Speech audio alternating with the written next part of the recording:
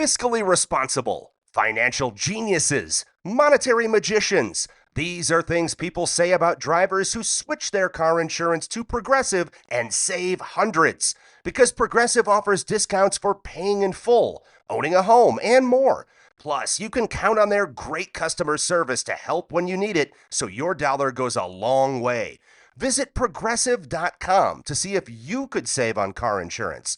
Progressive Casualty Insurance Company and affiliates. Potential savings will vary, not available in all states or situations. This time of year, the school calendar really starts to fill up. Spring activities, testing season, and that final push toward the end of the year. It's a great moment for kids to stay focused and build confidence in what they're learning. That's where IXL comes in. IXL is an award-winning online learning platform that helps kids truly understand their schoolwork, from math and reading to writing and science. It's designed for pre-K through 12th grade, with personalized interactive content that adapts to each child's level and pace. IXL makes it easy to stay on track with instant feedback and clear explanations, skills organized by grade level, and simple progress tracking. It fits into even the busiest spring schedules. It's also trusted nationwide. In fact, IXL is used in 96 of the top 100 school districts in the U.S. Make an impact on your child's learning. Get IXL now. Listeners can get an exclusive 20% off IXL membership when they sign up today at IXL.com/today. Visit IXL.com/today to get the most effective learning program out there at the best price. What happens when the industry tells you who you're supposed to be, but none of those versions feel true? This week, we're talking to comedian, actor, writer Baron Vaughn about forging your own identity in an industry that would rather you stay in your lane. We talk about reinvention, rejection, and what it really takes to build something lasting in comedy, acting, and beyond. The creative economy is broken, but some people are still making it work. We're here to find out how. I'm Anna Marie Cox. And I'm Open Mike Eagle, and this is Past Due. I don't know you. And this is like not even a first date question. This is like a moving in together question. Yeah, it's real serious. It's deep. When's the last time you worried about making your monthly expenses? This morning. Mm-hmm. This morning. Yeah. And I feel like for the last 2 years, that has been the story. Every month, it is a race. It is a gauntlet to the end of the month. And most months we've made it. We somehow, by the grace of Bob, have, I've been misquoting Kate Bush this entire time, by the way. I always thought it was, if I was Bob, I'd make a deal with God. And I'd get him to swallow places. And someone's like, it's swap our places? I'm like, oh, is that what it is? I like swallow places. Like a big sinkhole, to take down all my enemies. I'm watching Rome again, so I'm kind of in that dramatic way.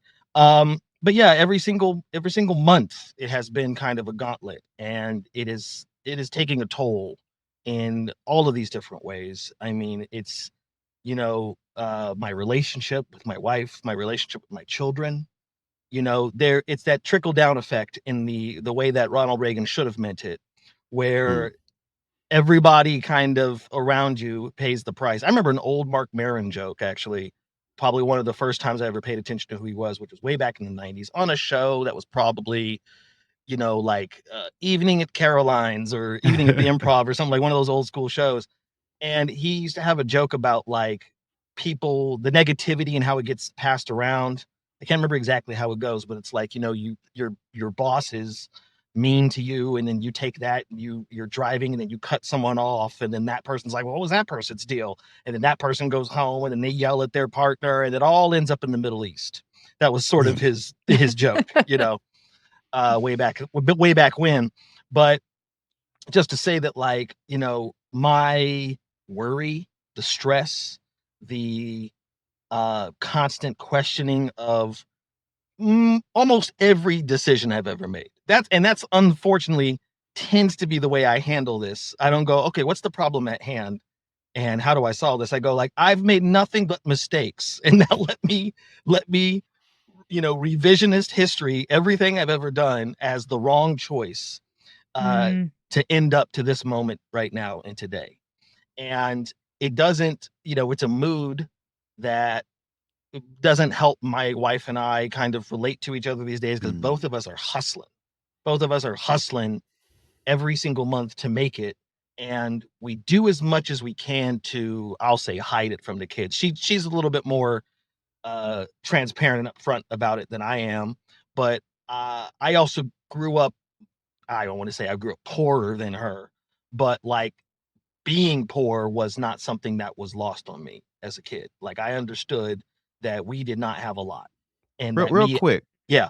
if you could set the scene for us a little bit, because we know you're an entertainer. You make money from acting. You make money from stand up. Um, what is your wife's employment situation, and also how old are the kids? All right. We have two children. They're 8 and 6.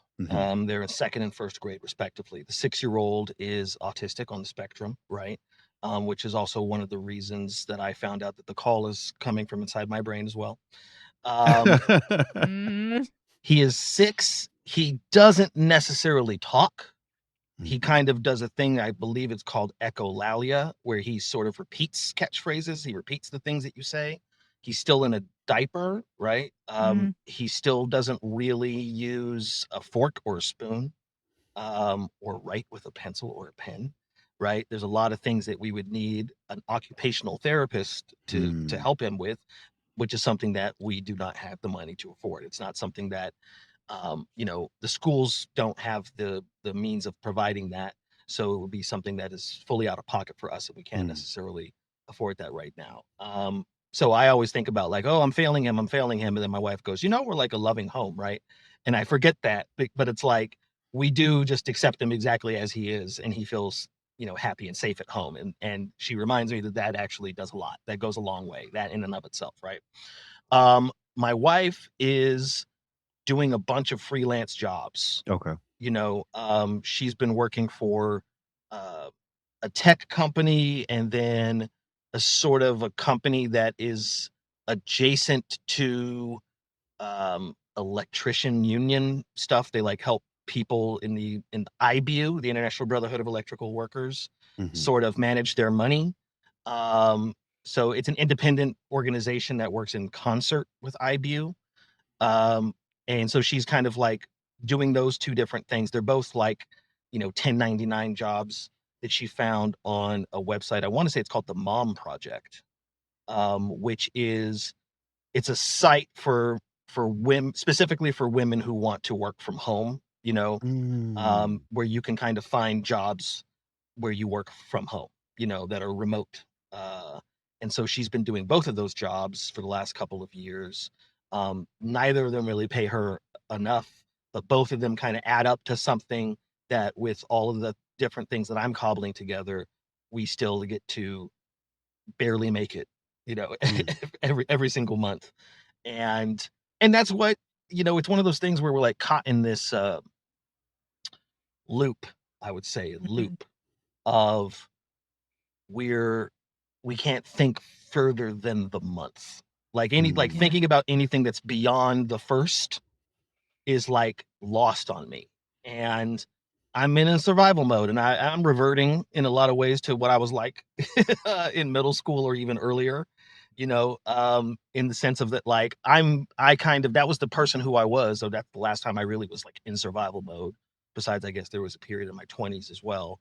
But like, again, we're hustling so much that I feel like, all right, and I'm not sure, I can't say that this is empirically true, but I feel as if I am not showing up for my children in the way that I would like to. Mm. Like I am Yeah. there physically every day, but I'm not necessarily there psychologically, emotionally, dare I say spiritually, as much as I would like to show up every single day. And that's the trickle down that I'm kind of talking about.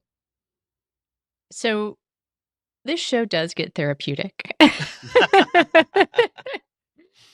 think both Mike and I have been through a bit. Um, I actually, yeah, I've got decades of therapy, and the things that actually started working for me, I'll say personally, it just seems relevant, have come from when I realized I had a neurospicy brain. I like to refer to it because there's a lot of different overlapping diagnoses. None of them. The specifics don't matter as much. It's a spectrum. It's a spectrum, and also it's like trouble switching tasks, trouble staying in the present, the stickiness of failure to a sensitized brain, especially a brain that comes from childhood trauma. Like most human brains have trouble remembering success. We always remember the things that we didn't get done. A traumatized brain and a neurospicy brain, that memory of failure or perceived failure is incredibly strong. And it can be kind of an obsessive, like, how do I make that right? How do I, who do yes, absolutely. I agree with it. Don't they call it rumination? Isn't that one of the? Yeah. And I am deep in that. Yeah, but that's the task. And then the task switching thing becomes hard because you're stuck in your rumination and like, how do you do the next thing? So what I've had the most success with, and this is almost just like a personal note to you, is when I remind myself that my perceptions of my own actions in the world are deeply flawed and probably inaccurate.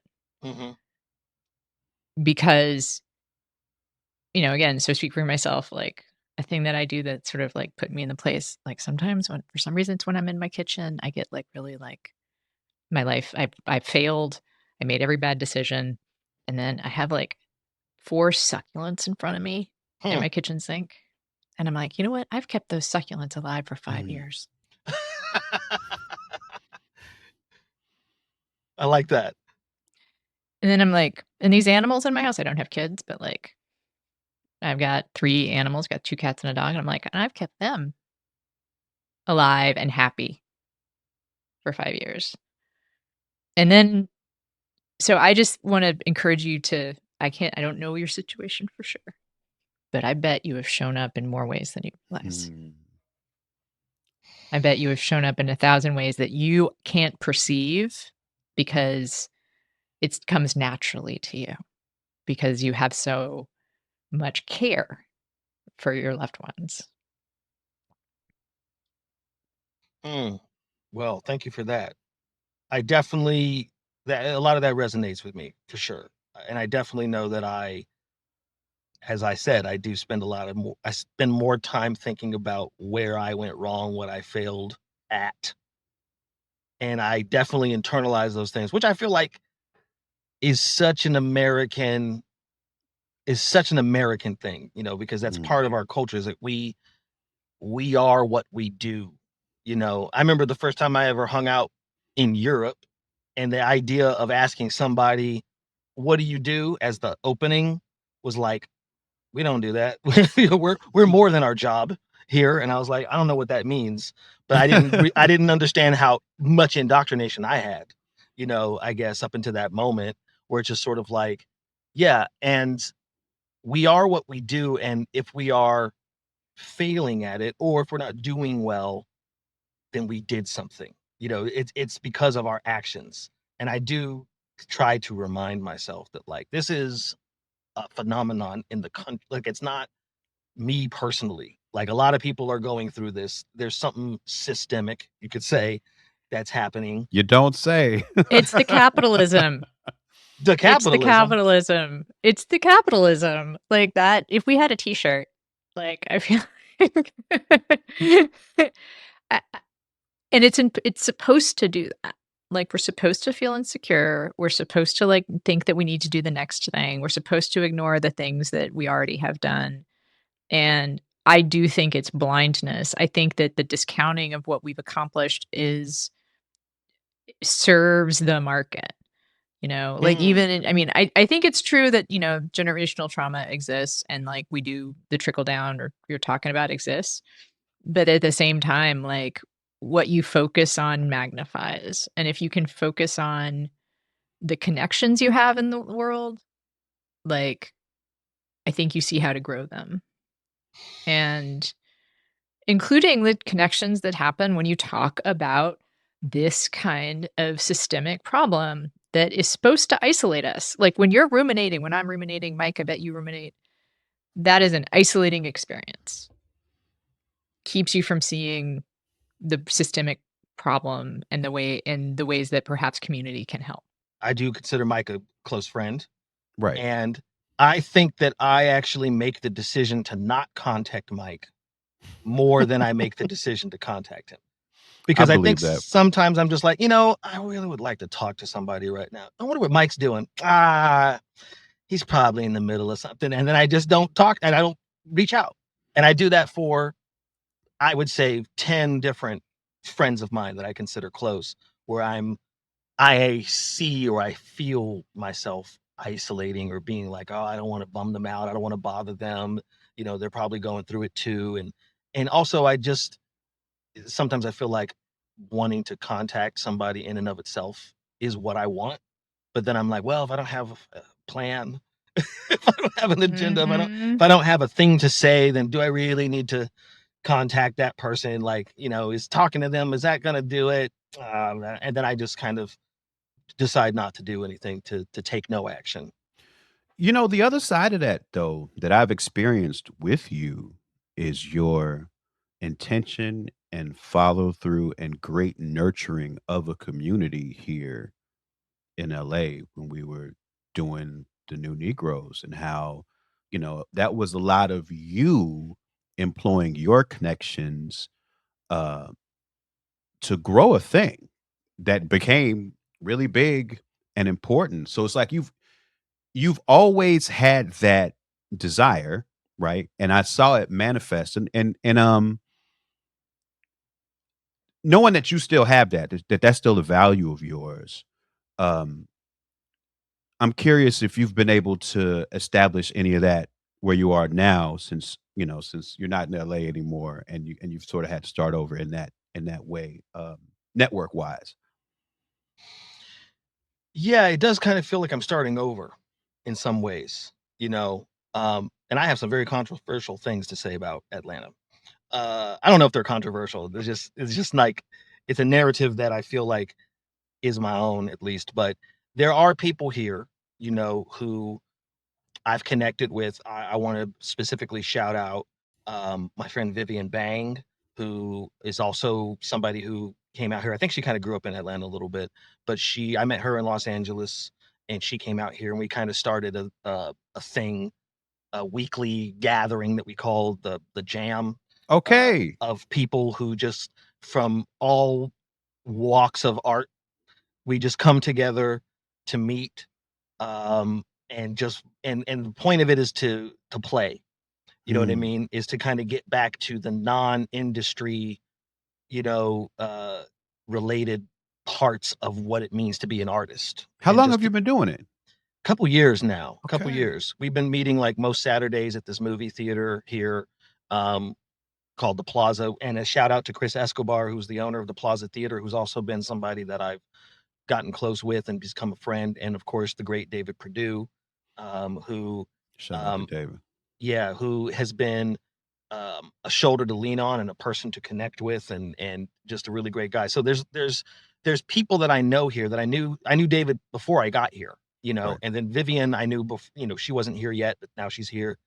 But like, so there's that does happen, and it does kind of give some sense of purpose. It definitely gives that sense of community, where we get together. But one of the things that I've kind of learned about Atlanta since I've been here, and some of it has to do with Georgia, and I love to tell you guys, I can't wait to tell you guys the story that Chris Escobar laid on me. Um, Sometimes I feel like there's great art and there's great artists in Atlanta, right?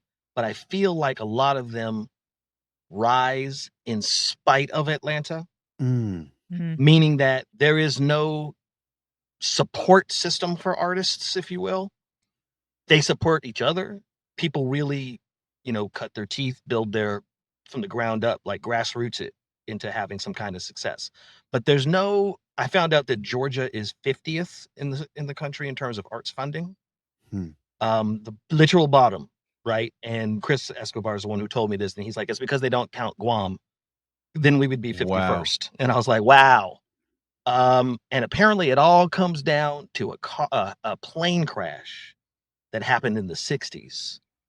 So you know how any state or any city has a bunch of usually arts educators, philanthropists, people who are in the ear of their local congressman, senator, mayor, governor to support the arts, to fund the arts, that are reminding them we got to have programs in which we support. All of those people died at one moment on a plane crash That's some shit. in the 60s because they were coming back from, I think, Europe from some symposium, and all those people died. So they never trained the next generation, if you will, of people to do that job, of people to be those advocates. And this is my theory as to why Georgia's 50th, because capitalism has thrived, like business has thrived, but the arts is sort of like, there are a few key institutions here, but it feels like there should be more, because I feel like, I'm here and I see that there is talent. There's a lot of talent. To rival New York, to rival Chicago, to rival Los Angeles. But I feel like they're not having the same level of support systemically, right, that some of those cities might have because of the state that they're in or because of the city in and of itself. Does that make any sense what I'm saying? Mm-hmm. Totally. And I wonder what is structural thing might be is that because they have such big tax breaks to people coming in to make movies and television, like there's this blind spot about native grown talent. Exactly. Like we have the Marvel movies come every year. Like look, arts. But that's been business. Yeah. But it's not, but in the perception even probably of people who live there is art. I mean, I know that sounds silly, but like cinema is art, right? Mhm, I mean, I agree that you have this perception that because there's a lot of like creative industry taking place, that's sort of the same thing as an arts community. And really, like, if you didn't have those tax breaks for these big movies and TV shows, then you would see how little funding and support there is for arts. Absolutely. And, some people in the know have told me that essentially a lot of that is still decisions or institutions that are based out of Los Angeles or New York. They're coming into Atlanta, but they're not based in Atlanta. No. And they're now moving to Europe because Yes. this is fascinating to me, in part because European countries have nationalized healthcare. And so you don't have to provide it when you hire temp Wow. workers. You can hire you don't have to have full you can skimp on employment because people have a basic social safety net. And there's also union dodges. Weirdly, it's like a combination of nationalized healthcare and, believe it or not, like weaker animation unions, or there's a lack of like animation unionizing. So like a lot of the CGI stuff is moving to Europe in addition to like the really cheap places. I mean, so fascinating. Isn't it amazing to think about too that for-profit healthcare is so expensive that it's cheaper to move an entire production overseas? That's wild. Yeah, because if you're gonna like do full-time, if you're gonna have full-time employees, like might as well go overseas than pay for the healthcare. That's wild. Because that's one of the number one things that any union seems to always be fighting about in the United States is healthcare. And I see how that is a gigantic, expense for any production, studio, network, et cetera, et cetera.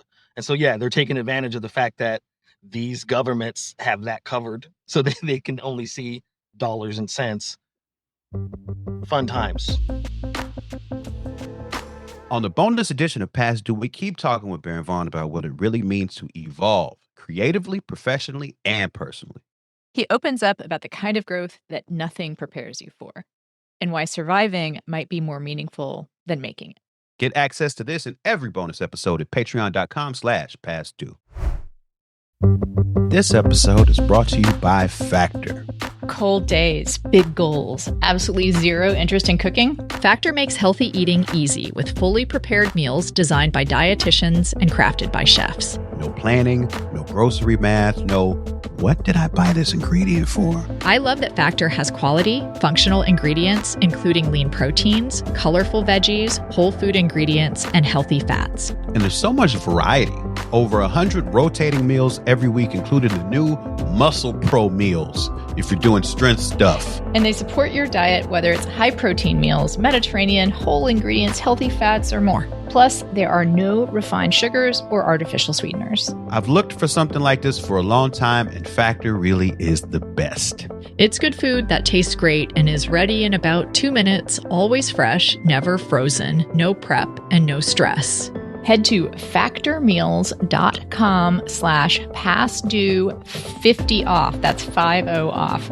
And use code PASSDUE50OFF to get 50% off and free breakfast for a year. Eat like a pro this month with Factor. New subscribers only, varies by plan.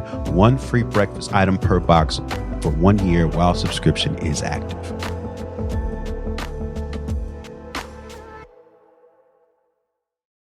This time of year, the school calendar really starts to fill up. Spring activities, testing season, and that final push toward the end of the year. It's a great moment for kids to stay focused and build confidence in what they're learning. That's where IXL comes in. IXL is an award-winning online learning platform that helps kids truly understand their schoolwork, from math and reading to writing and science. It's designed for pre-K through 12th grade, with personalized interactive content that adapts to each child's level and pace. IXL makes it easy to stay on track with instant feedback and clear explanations, skills organized by grade level, and simple progress tracking. It fits into even the busiest spring schedules. It's also trusted nationwide. In fact, IXL is used in 96 of the top 100 school districts in the U.S. Make an impact on your child's learning. Get IXL now. Listeners can get an exclusive 20% off IXL membership when they sign up today at IXL.com/today. Visit IXL.com/today to get the most effective learning program out there at the best price. We had a lot of conversations around when you moved out there. I think I remember one of the reasons that you wanted to be there was that so much production was happening out there. Has that been something you've been able to find your way into being there? Has that been as important of a factor in your making of a living as you thought it might be moving out there? Not really. I think I may have engaged in some magical thinking on some of that, because I thought that there was going to be a maybe stronger or more present relationship between Los Angeles and Atlanta than there actually was. I thought that, because a lot of the decisions are being made in LA. And yes, there's really talented actors, directors, and the below the line talent like crew is incredible out here, because they've moved out here because of the Marvel, because of the Netflix, because of all of these productions that were up, and that there was a lot of work, but a lot of the decisions are not made from here. I heard a guy the other day, an indie filmmaker, say that like Atlanta has everything except financing. There's not the money people here. Like, and when we had the strikes, I was here during both the SAG and the WGA strikes, and there were demonstrations. I realized Atlanta did a lot of demonstrations. There wasn't picket lines, proper. And there definitely were no picket lines for writers, because there's no writers here, because the writers' rooms don't happen out in Atlanta. Every now and then there might be one, but like most of those are in Los Angeles or New York, right? So the WGA was picketing outside of the offices of the people that are connected to the what was it, the AMPTP?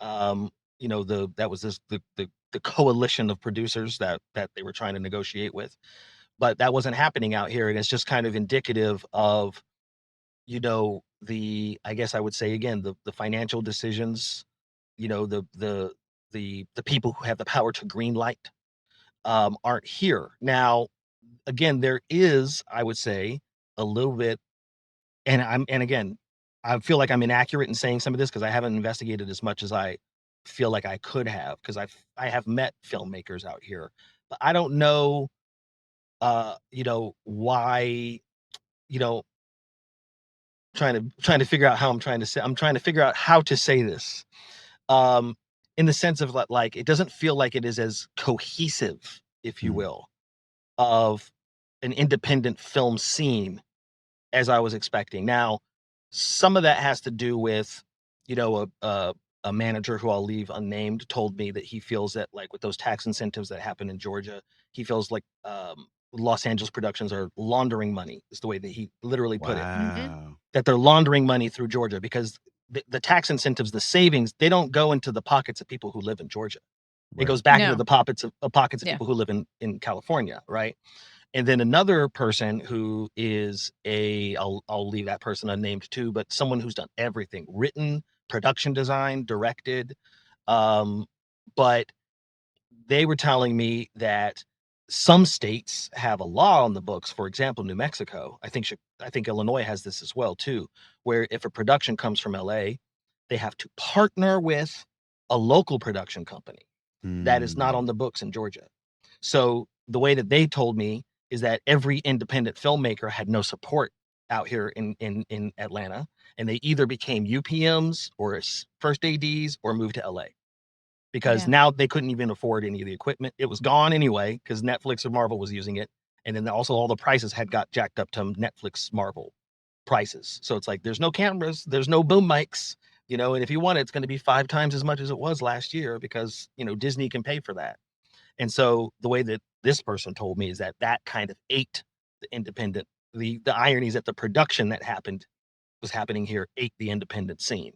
And there's still, Mm. again, the vestiges of a new one that's kind of emerging, but it's not something that's really caught fire. You know, it's Well, it's gonna have to emerge because Disney and Netflix, and maybe if they become the same thing, are leaving Georgia yeah, they're because divesting. yeah, and that's something I don't know if people who are listening, unless they're like in the industry, realize. But a lot of, I mean, maybe we shouldn't talk about this too much because we've talked about being on the verge of tears. But like, uh, man, is the industry facing decimation. Again, journalism is going through the same thing, but the number of movies being made by anyone, anywhere are going down. The number of TV shows. Like, you may open up your Netflix and think like, "Oh, there's more content than ever." That is not true. You know, or there's a lot of different selection, but no one's going 24 episodes a season. I started a Lost rewatch.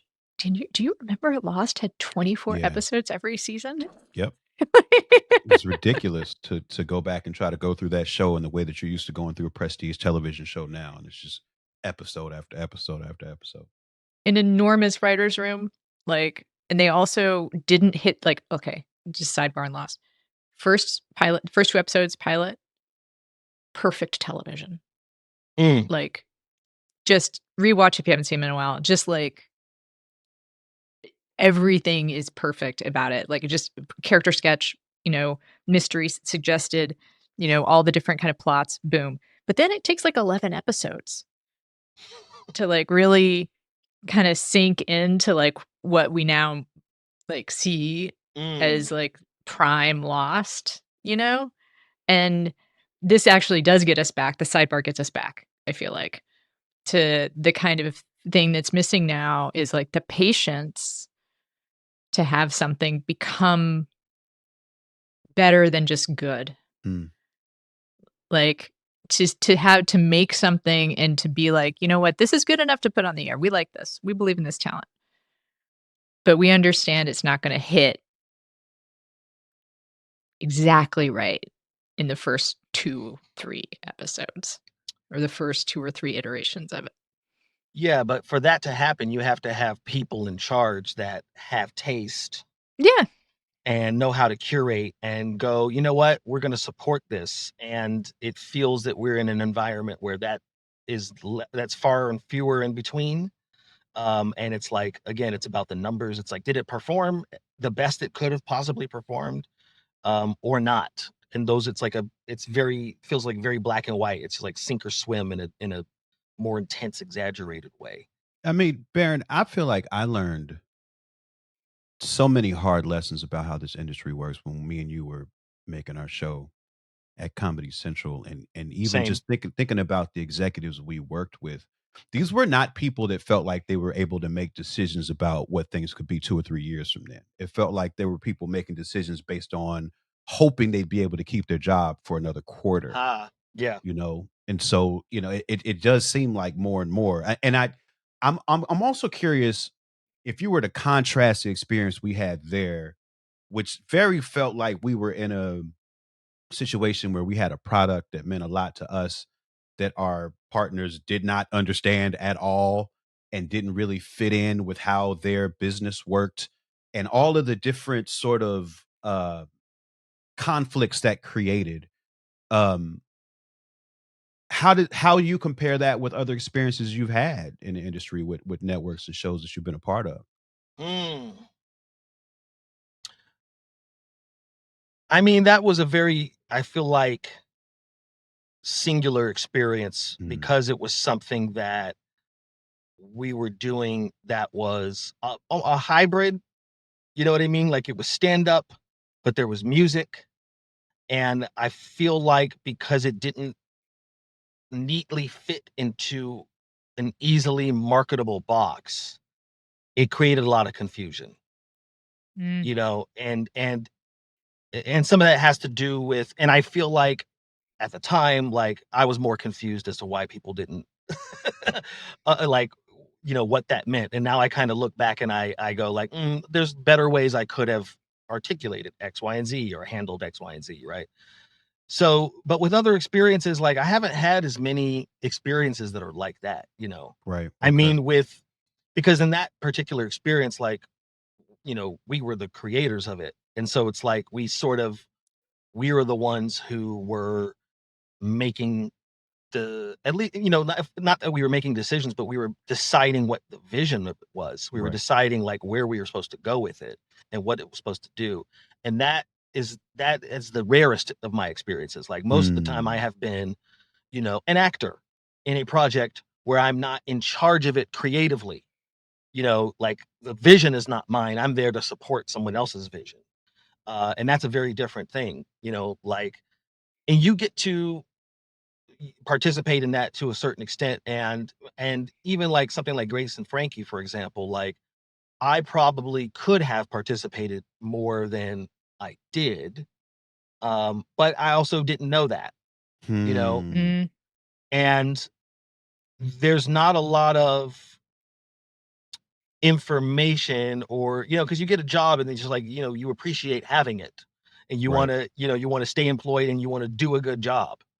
But kind of thinking about what that means in terms of like how one is represented, how one is um seen, or how much influence, if you will, you can have on your character.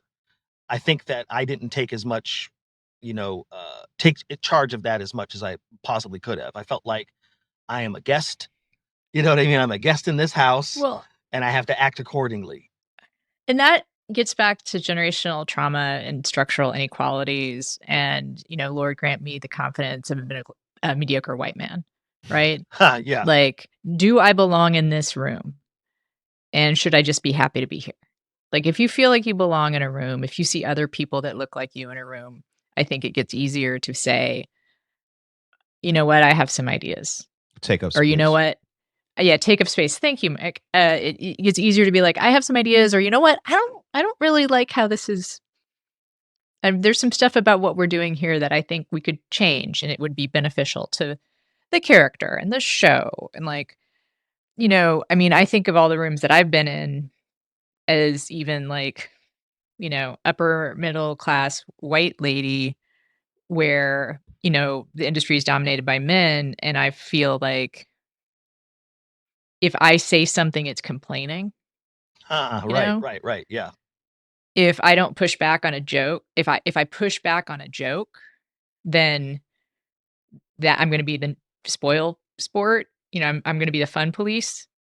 Um, and I just need to, like, joke around with them and, like, take the yeah, Roll with the sh punches and such. yeah, not protest too much. Uh, Yeah, because you don't want to be a wet so blanket or whatever the heck they might project onto yeah, you. these are the good guys, right? I'm in a that's the room, they're all we agree on stuff. Like, they're not bad people, they're the good guys, so I should just yeah, you know? And then sometimes and I will say, like, I don't you don't y'all can maybe a different experience. And I will say there have been times when I've pushed back and have been punished. Mm. Like, have been kind of been like, "Oh, she's kinda like, you know, squeaky wheel, not getting the grease." Yeah, it's definitely one of those things is it's hard to know, like, what is the difference Right. between advocating or complaining, right? And I try to think, or at least it's a thing I think a lot about these days, well, we're all in this for the same reason. Like, we're all Mhm. ultimately what it is that I'm advocating for is to make this whatever we're doing, whatever we're creating, the best, it could possibly be, to figure out the ways that we can work with each other the most efficiently and stuff like that. And so I have to remember to hold those things close. Otherwise, I do get in my head or like, oh, am I just going to be, kicking up sand for no reason? And I'm thinking a lot about how they're going to perceive what I'm Mm. saying, to the point that I just don't act or say anything.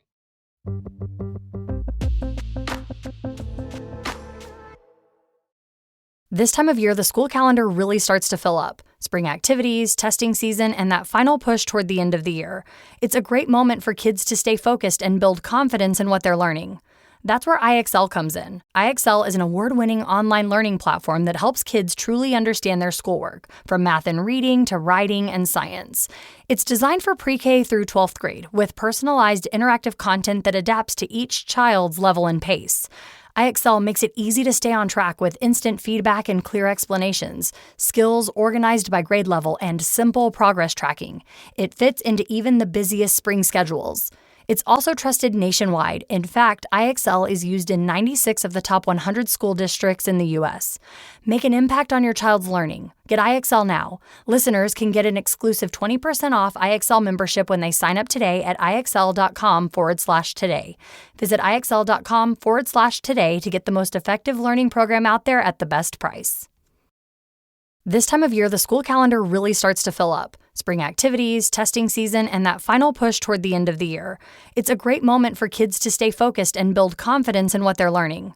That's where IXL comes in. IXL is an award-winning online learning platform that helps kids truly understand their schoolwork, from math and reading to writing and science.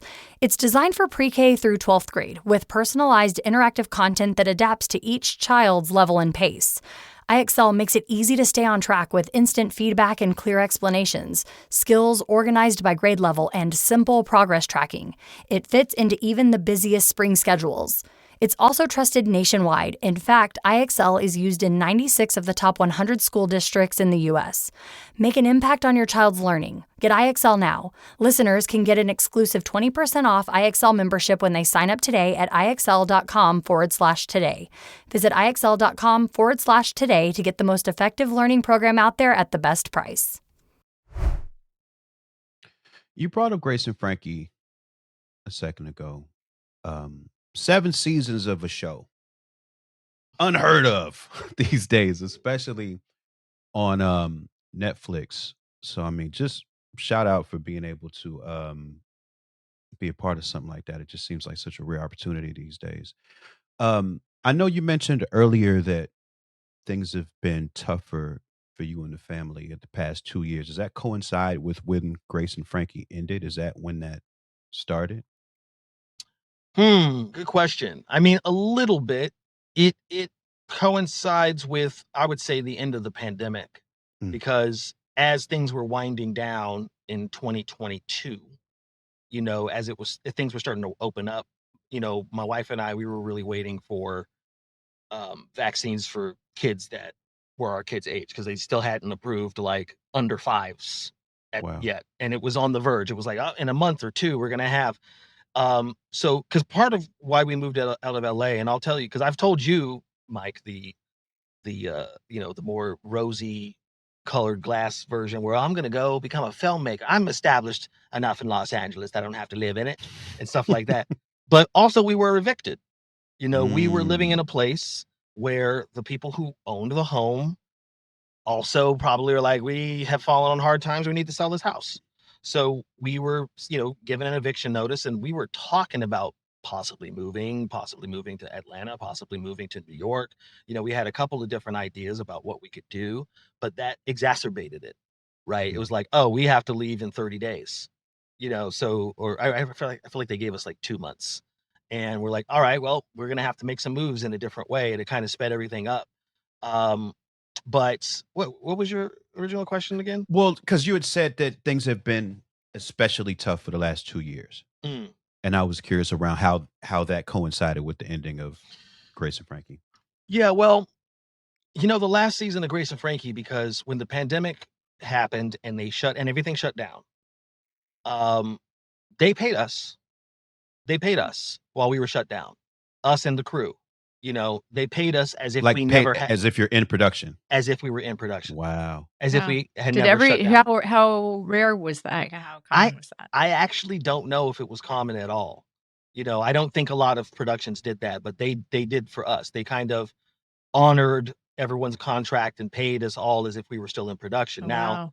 it was great, but the irony is when we came back to production, we had Sure. already been paid, Hey, okay. That right? is a little bit of a curveball, I suppose. Exactly. So it was kind of like, oh, now we're working now for what we already were paid a year ago. And you can't work on anything else in that time either. Exactly. We're still committed. Oh, wow. We're still committed. So it kind of like, it So you was weren't getting paid at all. once we were in the last season of it. Yeah. And what year was that? That the last season This was probably came back to production? This was probably 2020. It was probably 2021 or 2022. Where there started to be COVID protocols for how to run a set. And Right. everybody was in masks, and we're doing COVID tests every single day, and washing hands and hand sanitizer and all. There was at least there was a large effort, especially on our show, because we had Older people. septuagenarians. Yeah. Walking around. It's like, we don't want to get, like, You I don't feel get like your stars sick. Yes. Yeah. I feel like Netflix is like, we don't want to be the place that killed Jane Fonda. Can we like not get people sick? But like so it was this weird irony thing that happened where it's like, oh, we had already been paid, and no one had thought of that. Like, I didn't think of that until we were there. It was like, oh goodness, I can't work, right? It was enough to get us through that, though, and then obviously to be able to buy a house out here in Atlanta, right? At least make all the initial payments. No one ever told me about this concept called house poor, until we were here, and so yeah, I mean, Grace and Frankie we technically have the distinction of being the longest running show on Netflix, right? We have 3 more episodes than Orange is the New Black. Wow. Which I remind my friend Uzo Aduba about all the time. I'm always like, I got 3 more episodes than you. And she's like, who is this? And so, how'd you get my number? No, not really. She's awesome. But also, they were an hour show and we were a 30-minute show, so I kind of go like, well, there was more screen time. Anyway, technicalities. But what was the original question again? No, it was like how it was. I can circle back to this because I also am curious. Like, so you've specified the last 2 years. Maybe it's not exactly because things can come apart slowly. So I think what Mike was asking is about like instigating events and the reason for things getting more difficult over a certain period of time. Yes. Okay. So yeah, I mean, we moved to Atlanta 2022, kind of winding down. Grace and Frankie, we had wrapped it, as a show. The last season hadn't come out yet, but we were done. My obligations to Grace and Frankie were done. I was living in Atlanta by the time I was going back to LA to do the last press event that we did for Grace and Frankie. And I thought that, again, I had talked about like, oh, I'm established enough, in Los Angeles, I don't have to be there. But little did I know that there was going to be these strikes and these fires and the mass, because I feel like it was the pandemic, the strikes, and the fires. Yes. And the fires don't get talked enough. But I think that they were as significant to what's going on in Hollywood as as the strikes, as and politics. Absolutely. And national politics. Those 3 things, man, have been have been like Mike Tyson at his prime, punching the industry Yeah. in the face. And so like, yeah, we came out here and I thought, I've always kind of operated on the assumption that work begets work. Mhm.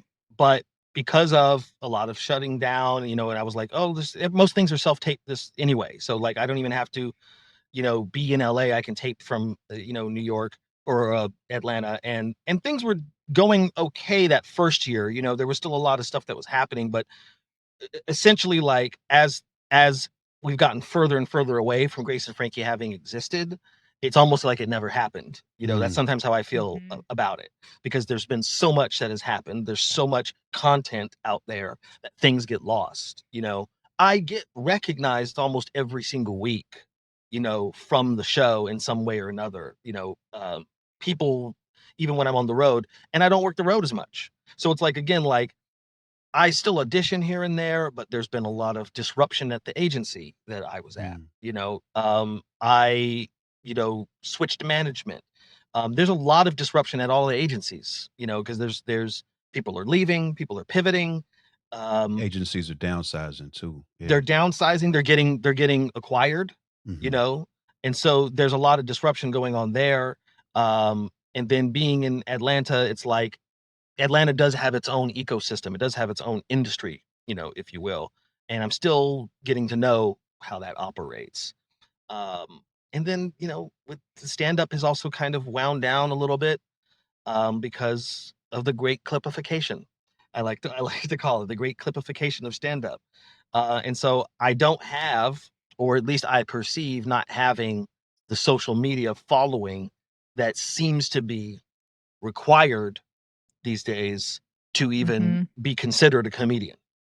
Um, yeah, go ahead, Mike. Well, how important are, the clips of social media following? Like, is it to the point where, like, if you're having conversations about being booked by a club, like, they will tell you that your social media following is not big enough? Like, is that part of the conversation, or is that just a perception thing? Like how granular does that become in getting work as a stand-up these days? Yeah, I mean, it's tricky because the last time I went and I headlined on the road for real, like, I realized that I wasn't getting weekends. I was doing like Tuesday or Wednesday or Sunday at these Interesting. at these clubs. And I was talking to the local comics about it, in all of these different cities from Philadelphia to San Francisco, Um, and the local comedians feel that the clubs have been overrun by people who they would call TikTok famous, right? That Hmm. Yep. have huge social media followings, but aren't stand-ups, right? And they're selling out every single show and bombing every single show. Wow. Yeah, it's a completely different, uh, way of being to do a clip and to actually be someone who can stand up on a stage with human beings giving feedback or not giving feedback, right? Yeah, so not surprising, and yet understand why people would make the assumption that Yeah, those things because are translatable skills. the clubs are the business model of a lot of clubs is just butts and seats. Hmm. Whether or Right. not you're good at stand-up is actually unimportant. Yeah. I would say there's a handful of clubs, obviously, that they do care about, comedy, and they still curate, and they don't care as much about like your social media following, but that has kind of become pretty standard, and because they also, it seems like a lot of clubs have also downsized or erased marketing promotional departments, and that they fully lean on whoever they're booking to promote all the shows. And, I will get, when I'm the last couple of dates I've done, it's like I'm getting a message every day, Yeah. post more. You're not posting enough. And I'm like, okay. But I don't even know if there's a result. But it seems like they just want to know that you're posting. Right, because that's the entire marketing strategy. I get That's the the same thing on the whole music side. Like, I strategy. announce a Yeah. tour, and the entire strategy is Mike's Instagram page. You know what I'm saying? Like, that's And in journalism, I'll say, like, very fortunately, there's a way that it's different, but it's very, it's not fair. Which is that in a book publishing, like one of the big things about the book advance that I got, and whole other story about like the fact that I haven't written the book yet, but like it actually, I got a big enough advance that they can't afford for it to fail. Ooh. You know, See that's like the similar thing there with music is whether or not your show that you've been booked for has a guarantee or if it's a door deal. Because if there's a guarantee, like they say you're guaranteed to make at least $2,000 at the show. That means they're going to put that much yep, promotion into it because there's some yep. incentive they have to not just lose that money, to at least have people there drinking at the bar to make money for them. Where if it's a door deal, they have zero incentive to promote. Although there is like a, there's not a catch, but just a systemic way that it also fails. Like we had our friend Rhett Miller on, right? And he talked about how the most expensive album he ever made, and that it didn't have a single come out of it in the first like month. And getting that call from the record label being like, all right, we're done. Pulling the plug. No more good money after bad. Like you didn't have a single come out. We have now spent the maximum amount of money we're willing to spend. It now is decreasing returns for us to continue to support this album. You know. And that's a fear that I have about like my book and about, the precarity of even, well, for me, and then maybe this gets us to something I do think would be an important thing I want to hear you reflect on, which is I've had to adjust my expectations for my own project from being, I need this to be a bestseller so that I can make enough money to survive, right? Which is what I first thought about the book was like, how I need this to sell as many copies as possible. And that's what motivated me to somewhat later. I was able to reconceptualize it as I need this to be a book that I will be proud of for the rest of my life so that I can sell it for the rest of my life. Wow. So that I can make it the calling card of who I am as a writer. And so if people want to hire me, or people want to come to a workshop, or people want to come see me speak about the craft of writing, I can be like, this is my proof of concept for who I am as a writer. There you go. It it has to be that kind of project, because if I'm aiming for, and by the way, everyone listening, I would love for it to be a bestseller. I will be promoting it nonstop once it comes out. But I was wondering, so where do you fall with like needing to how you think about your career? Can you come back to something as being like, no, this is the thing that I want to outlast whatever I have success in the moment? Like where does that come from for you, or where does it get directed? Wow. Good question. I mean, and I think that this is the thing that I am probably the most wrapped up in these days is adjusting my opinion of my self-worth. Mhm. You know, trying not to confuse or remembering not to confuse self-worth with net worth. Mhm. And it is a hard thing to do. It's a tall order. Because I do in my darker moments again feel that idea of I brought this on myself. This is all my doing, right? Um Perhaps I didn't want it enough. Perhaps I don't care. All the things that I feel like, because I feel like the stakes being very high um doesn't necessarily motivate me. I feel defeated by it. Mhm. I feel crushed by it.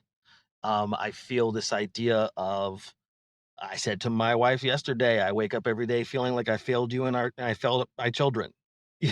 Like, and she was like, "Oh my goodness, that's very intense." But it is this sort of like feeling of like, what did I do? What have I done? And in those moments, it's hard for me to take stock of what I actually have created, right? Yeah. And sometimes when I connect with people, big shout out to Opie Olagbaju and Shout out to Opie. Biniam Bazuna for, bigging up my self-esteem every now and then. But like, so trying to shift my thinking on all of this is because it also opens up opportunities. For instance, I had the fortune a couple of years ago. Well, for the last couple of years, I've been working with this theater in Rochester, New York, called the Jiva Theater Center. It's the major equity theater in Rochester, and they had me be their artist in residence for 2 years and commissioned a solo show from me. And Mm. so I've been writing a solo show that I'm going to do there this spring, spring in 2026. And I've always shied away from the things about myself that are more theatrical or performative. I unfortunately have taken to heart too much of the criticisms of other comedians who would rather not give me the distinction of being a comedian because I'm not doing it the way that they do it. Because I remember there was a time where I had a little riff because I felt like I was getting this feedback like, "Oh, he sings a lot on stage, like, that's not comedy." "Oh, he sings too much." Like, there's always this need to kind of, you know, exclude things from being comedy, and I feel like part of the great clipification as well, is that the parameters of what people accept to be stand-up have gotten narrower and narrower as far as I'm concerned, and my want I used to want to be famous or to have fame, but I didn't wanna be famous to be famous. I wanted to be famous in order to have permission to do Mm. what it is that I Wow. want, because Mhm. people with fan bases are allowed to experiment and to Yeah. grow, and when you don't have a fan base, then I'm always going back to 0 and starting at 0 with a new audience, having to convince them that I'm a comedian. Just I have Yeah. to convince them that I'm a comedian, not even that I'm funny, Mm. and then I have to convince them that I'm funny. But if I had a huge fan base, then I wouldn't have to do that. Everybody would just kinda be with me, right? But I do think a lot about, well, why do I need that to have the permission Right. to be as experimental as and grow in the ways that I want to? And so, like, doing this solo show is an opportunity or, part of what I'm trying to do in order to, because I feel like I've hit the walls of stand up. Like with the way that I'm doing stand up these days, I'm at the border. Like I feel Right. like stand up has become narrower and I've become wider. Mm. And I've tried to overcompensate by making myself narrower, by apologizing or leaving out the things about myself that I feel like the audience won't get or they won't accept, right? Yeah. And so I deny those things to me, and I feel unfulfilled, and I Mm. feel like I didn't leave it all on, the field or, put it all on the stage. And so the doing theater, I guess you could say, and doing like almost like something that's a hybrid between them, I feel like is an opportunity to explore that part of myself. With complete Um, permission from inside of you that you can explore on stage. I'm curious as to whether or not there is a correlation between lack of discovery and an inability to be uncomfortable. Like the fact that people Mm. have it's so hard to sit in one's discomfort, to sit Mm. and experience something that you don't already know or don't already recognize in order, and that's something that you need, I think, to be in touch with in order to discover, in order to go out of one's comfort zone and to hear or see, experience something that isn't already safe and familiar. Mhm. Because I feel like a lot of the media is feeding us safe and familiar to keep us, Mhm. placated, to keep us, wrapped, and To keep Mhm. serving you whatever endorphins you've decided that you enjoy already. Which are exactly. not pleasure endorphins, by the way. Speaking as like the addict in the room, like we people, I think it gets talked about that dopamine is the pleasure chemical. Dopamine is actually an anticipation chemical. It's Mm, the anticipation of something, right? And and it's actually sort of scientific that you get excited, you may see something you like, right? And you get addicted to the idea of you may see something you like. And so I think this gets back to this comfort thing. Like, what if to be okay with like, it may not please me right away. Like this thing that I'm about to see, I may be bored for a little bit.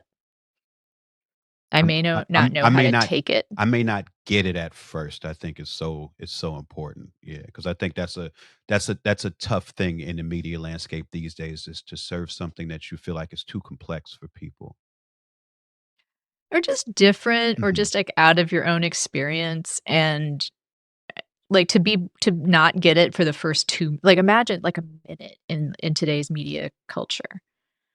Like to be unsure of what you're watching and whether or not you like it for a full minute. Because Like, even coming back to the clipification, that is part of the metric. You know, like yeah. Instagram will show you when people were the most engaged and when they stopped watching. And it's Mhm. like there's the kind of the idea that you got to get it in 8 seconds. You know, unless if you have not made them laugh in 8 seconds, they're going to now move on to something else.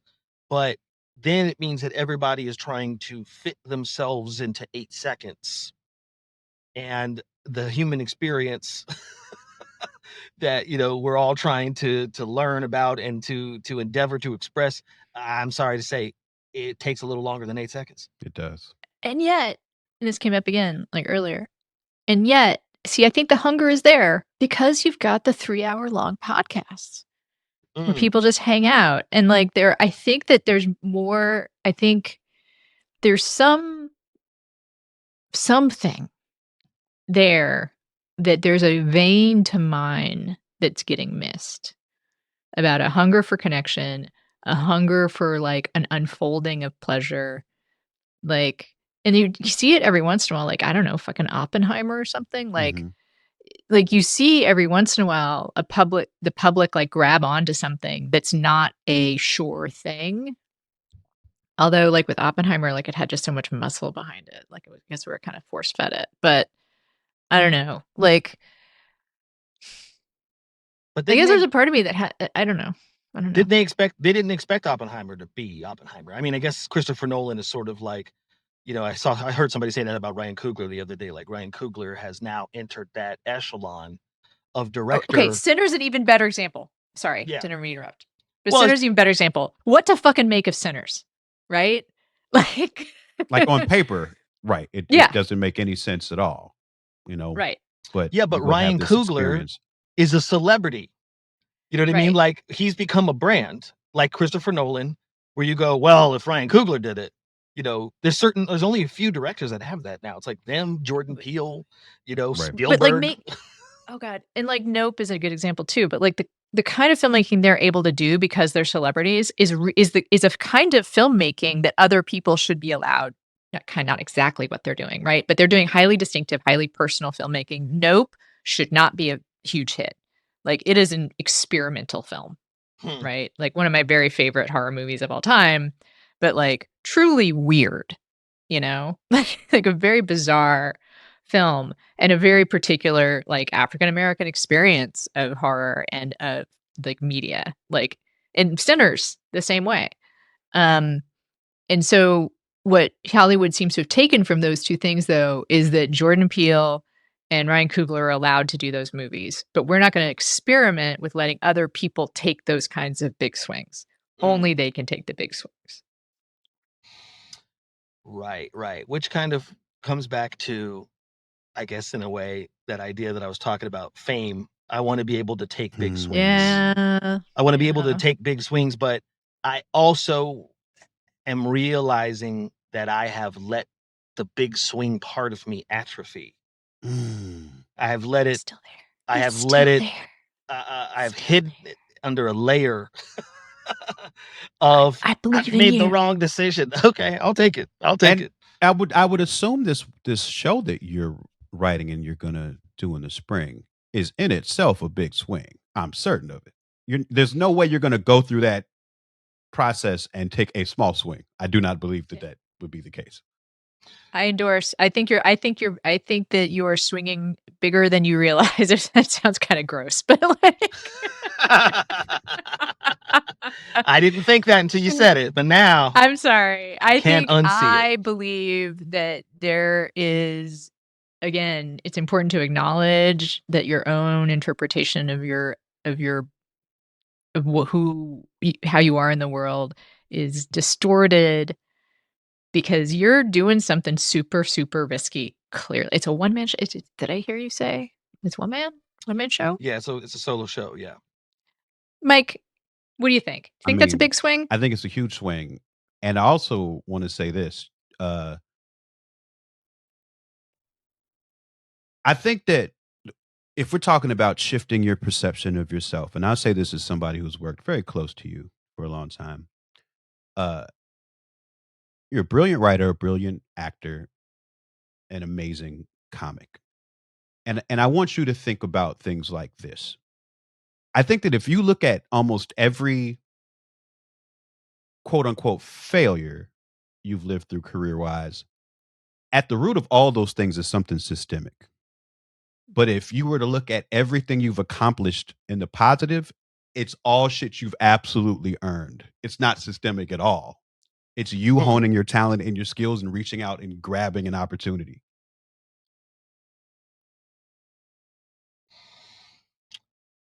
Wow.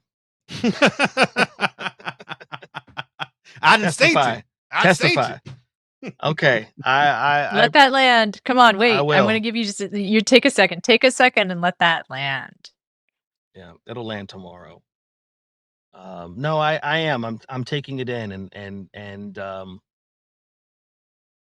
thinking about it, chewing on it. Mhm.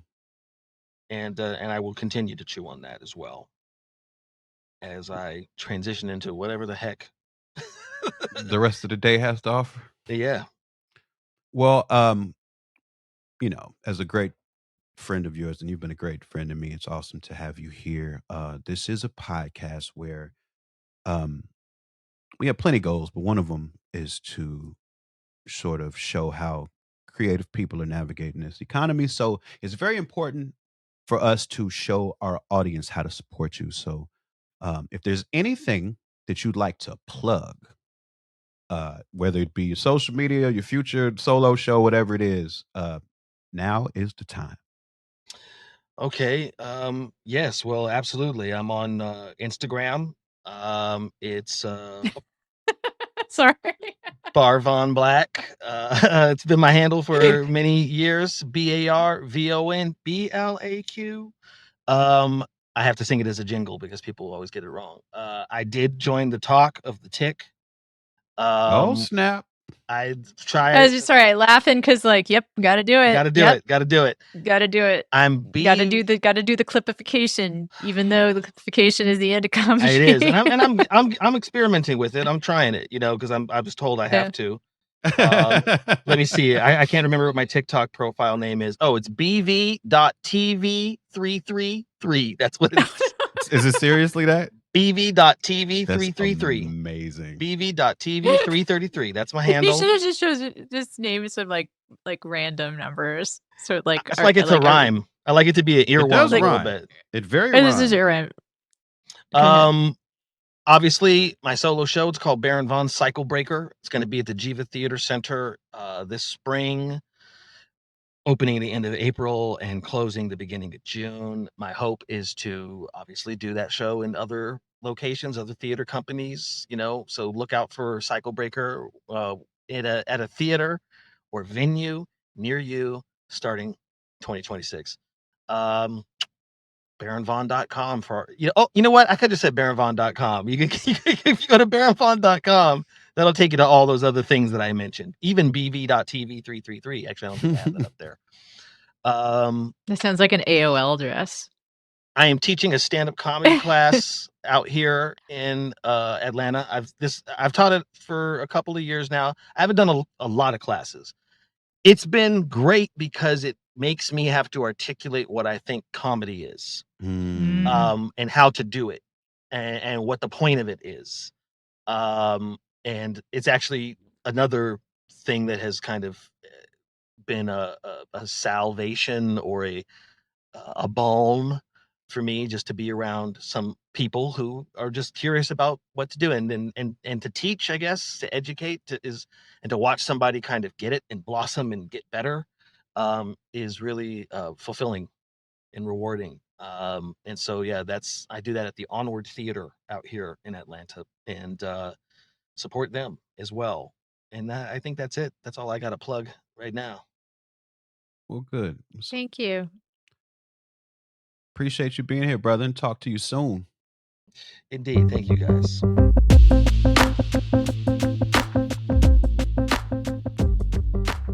Anna, it's time. It's time for you to plug stuff, and I'm so happy to hear what you're going to plug. I got a fresh take on. I got a new outlook. New year, Got a new new outlook. attitude. New attitude. New attitude. New ecosystem. Everyone can find out everything by going to the website, which is now just a one-pager, by the way. I'm really proud of this. Very slick. Very efficient. HonoriCox.com. You know, there's not much to know except I have kind of a few different lanes. I moved my writing stuff as in my writing workshops, to Patreon, and you can sign up for joining my morning writing sessions, or you can get, for just $150 a month, a personal editing session with me. Oh, snap. Me, an editor. And then you can also, I'm developing a YouTube channel, Mike. I'm so happy to hear. I know. I love hearing about it every time. And if you go there now, which is Honorary Cox or Honorary Cox 2, Both. I think both.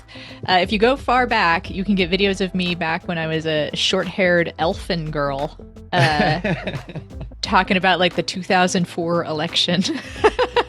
Wow. And videos of my pets who are now,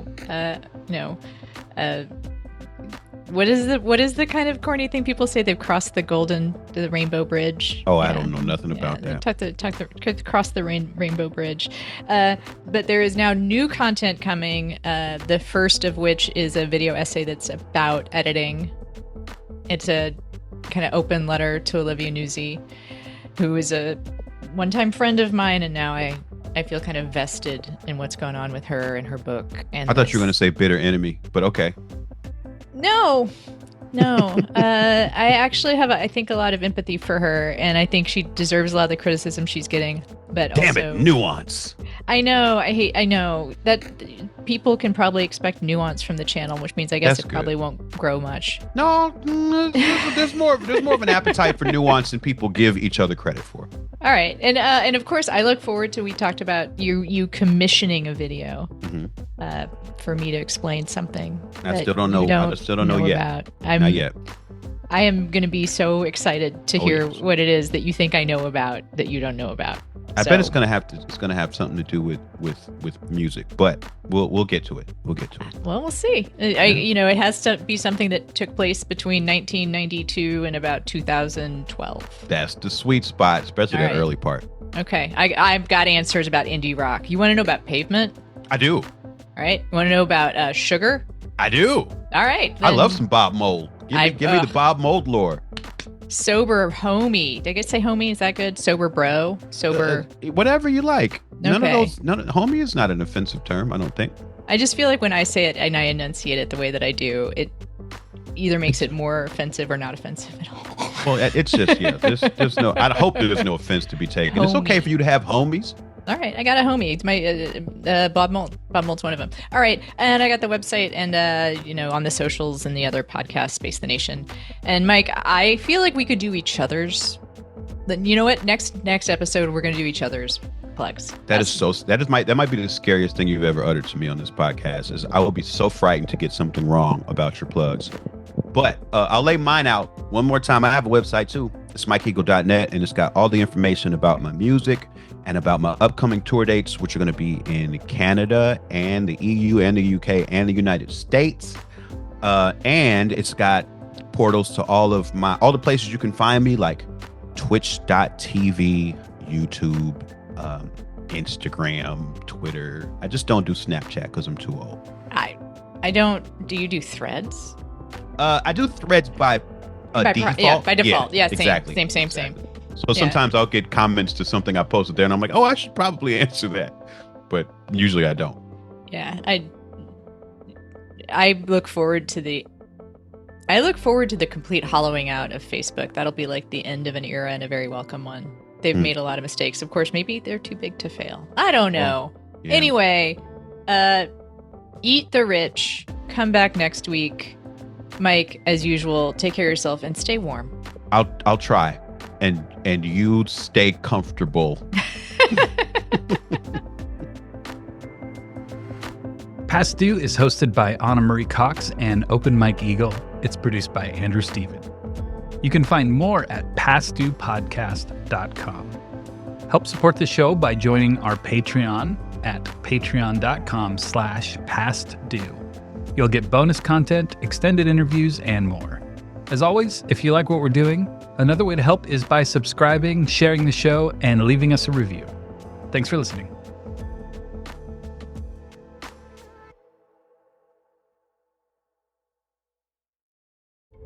Sometimes it feels like red and blue states are just as divergent as post-World War II East and West Germany. So what can the US learn from German political history in order to create a more perfect union? Find out on the new season of The Future of Our Former Democracy, the Signal Award-winning podcast from More Equitable Democracy and Large Media. Hosted by me, Colin Cole, and Heather Villanueva. It's time to rethink democracy. So follow The Future of Our Former Democracy wherever you get your podcasts. Not all darkness is dangerous. Sometimes it's the doorway to becoming whole. On the brand new podcast, The Shadow Sessions, hosted by me, Hibab Al-Faqih, a psychologist and trauma expert, we shed light on the hidden corners of the human experience. Through raw, unfiltered conversations from the edge of healing, The Shadow Sessions invites you to do the deeper work that leads to real change. Follow The Shadow Sessions wherever you're listening now.